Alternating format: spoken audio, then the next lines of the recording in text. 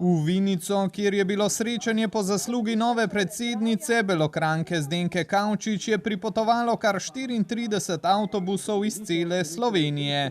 Mi imamo 250 skupin v 95 občinah in naših članov je drugače čez 5000, danes jih je tukaj na srečanju čez 1700.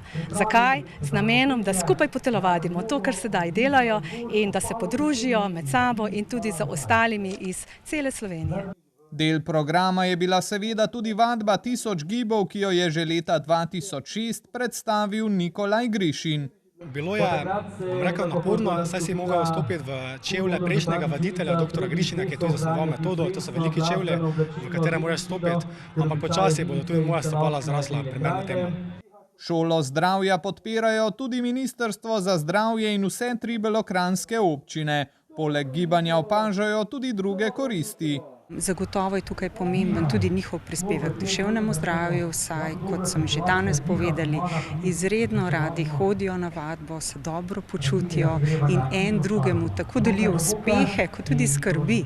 In nenazadnje pomagajo morda tudi tistim, ki nikoli niso bili vešči telovadbe in pridejo na takšna druženja. Mi si mislimo, da bi bili radi dolgo živi, ampak bolj pomembno kot to je, da je ta starost kakovostna. In to lahko pa največ naredimo naravno za to telesno aktivnostjo, s to vadbo, z druženjem, ki dejansko spremeni delovanje našega telesa. Ko sem prihajala sem, mi je prišla na misel pesem Pobelelo polje ovcama. Glede na množico oranžne družine, danes bi lahko rekli pobelelo, ne pobelelo, ampak poranženelo polje pozitivnih, dobrosrčnih, aktivnih ljudi.